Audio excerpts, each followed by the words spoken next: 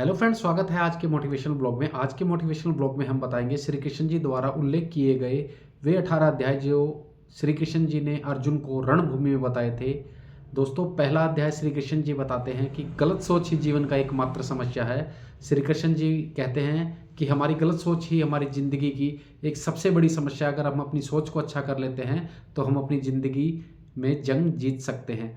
दूसरे अध्याय में श्री कृष्ण जी बताते हैं सही ज्ञान ही सही समस्याओं की का अंतिम समाधान है। श्री कृष्ण जी कहते हैं कि हमें अगर हम अपनी समस्याओं का सही से ज्ञान कर लें, सही से उनका ध्यान लगा लें, अनुसरण कर लें, तो यही हमारी समस्याओं का अंतिम समाधान होगा और हम जिंदगी में सफलता की ओर चलेंगे। तीसरे अध्याय में श्री कृष्ण जी बताते हैं कि निस्वार्थ ही प्रगति की समृद्धि का एकमात्र रास्ता है। श्री कृष्ण जी का कहना है कि निस्वार्थ भाव से अगर हम किसी कार्य को करते हैं तो हम समृद्धि की ओर जाएंगे, हम अपने जीवन को उज्ज्वलता की ओर लेकर जाएंगे।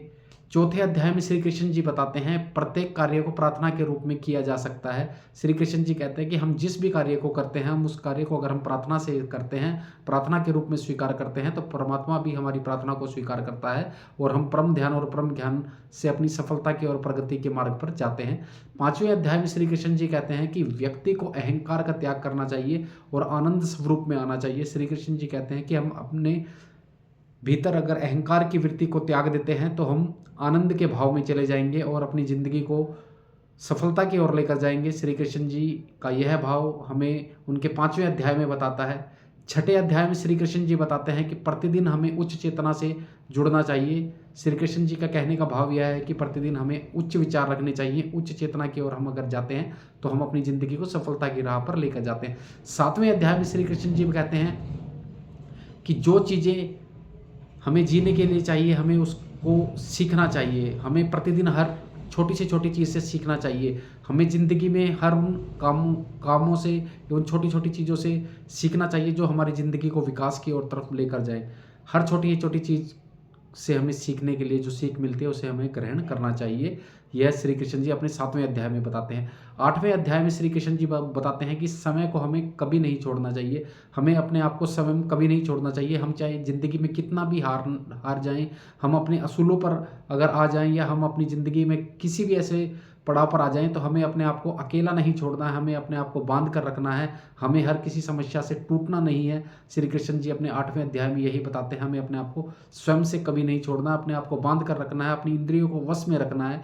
यह श्री कृष्ण जी अपने आठवें अध्याय के भाव में बताते हैं। नौवें अध्याय में श्री कृष्ण जी कहते हैं कि अपने आशीर्वाद के महत्व को समझे। श्री कृष्ण जी कहते हैं कि आप जिनसे भी आशीर्वाद लेते हैं उनके आशीर्वाद के महत्व को आपको समझना चाहिए, या आप किसी को भी आशीर्वाद देते हैं उनको अपने महत्वाकांक्षी भाव से आशीर्वाद दें ताकि वो जीवन में प्रगति की ओर जाएं, विकास की ओर जाएं। यह श्री कृष्ण जी अपने भाव में बताते हैं। 10वें अध्याय में श्री कृष्ण जी बताते हैं कि हमें अपने चारों ओर दिव्यता देखनी चाहिए। श्री कृष्ण जी का कहने का भाव यह है कि हमें चारों तरफ अच्छा देखना चाहिए, अच्छी सोच रखनी चाहिए और हमें अच्छी दिव्यता, अच्छी नज़रों से हर प्रकृति के हर कोने को देखना चाहिए। हमें कुछ ना कुछ वहाँ से सीखने को मिलेगा।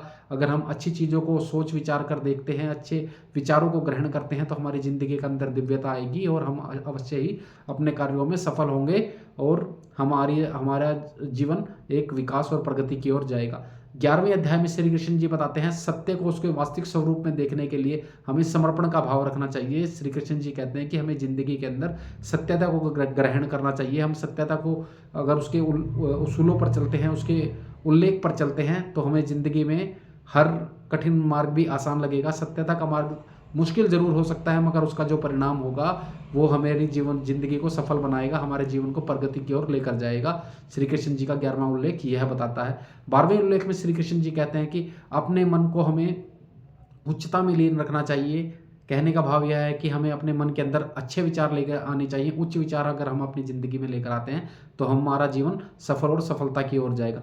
13वें अध्याय में श्री कृष्ण जी कहते हैं कि माया से अलग होकर हमें परमात्मा से जुड़ना चाहिए। हमें किसी भी इस तरह की बाह्य माया में नहीं आनी चाहिए, लोभ लालच में हमें नहीं आना चाहिए। अगर लोभ लालच जैसी माया के स्वरूप में हम आते हैं तो हमें परमात्मा का ध्यान करना चाहिए और परमात्मा से जुड़ना चाहिए और परमात्मा ही हमारी ज़िंदगी को सफलता की ओर लेकर जाएंगे और लोभ द्वेष से हम दूर रह पाएंगे। 14वें अध्याय में श्री कृष्ण जी कहते हैं हमें अब ऐसी जीवन शैली को जीना चाहिए जो हमारे दृष्टिकोण से मेल खाती हो। कहने का भाव यह है कि हमें अपने जीवन में उन्हीं लोगों को अपने साथ रहना चाहिए जो हमारी जीवन शैली में हमारे दृष्टिकोण से सही हों। हमें दुष्ट लोगों का साथ नहीं रहना चाहिए, हमें अच्छे लोगों के साथ रहना चाहिए। अपनी जीवन शैली के अंदर जो हमारे पॉजिटिवता लेकर आते हैं उनके साथ हमें रहना चाहिए, ऐसा श्री कृष्ण जी ने अपने भाव में बताया। 15वें अध्याय में श्री कृष्ण जी बताते हैं कि दिव्यता को प्राथमिकता देनी चाहिए, हमें दिव्य विचारों को साथ रखना चाहिए, दिव्य लोगों को, साधु संतों को, गुरुजनों को, जिनसे हम आशीर्वाद लेते हैं, जिनके विचारों से हम आगे बढ़ते हैं, अग्रणी रहते हैं, या जिनके विचारों से हमें प्रेरणा मिलती है, हमें उनके साथ रहना चाहिए और दिव्यता को प्राथमिकता देते हुए उनके विचारों का अनुसरण करना चाहिए। 16वें अध्याय में श्री कृष्ण जी बताते हैं कि अच्छा होना अपने आप में पुरस्कार है, कि हम अगर अच्छे भाव रहते हैं, लोगों के प्रति निष्ठा ईमानदारी से कार्य करते हैं और हमारे कार्यों की कोई सराहना की जाती है, तो वह अपने आप में एक पुरस्कार के रूप में है, वो है हमें उसका अनुसरण करना चाहिए और अपने कार्यों को अच्छे से और प्रगति स्वरूप होकर कार्य करना चाहिए। श्री कृष्ण जी का यह भाव हमें बताता है। 17वें अध्याय में श्री कृष्ण जी कहते हैं सुखद परिणाम का चयन ही शक्ति का प्रतीक है, कि हम अपने कार्यों से अगर सुख प्राप्त कर लेते हैं या हमारे कार्यों से सब कोई प्रसन्न है, तो हमें वह शक्ति का प्रतीक बताती है। हमें उस तरह की शक्ति की अगर अनुभूति होती है तो वो हमारे कार्यों की एक सराहना है और हमें अच्छे कार्यों को करते हुए निरंतर इसके परिणाम से भगवान की शक्ति स्वरूप में इसको लेना चाहिए।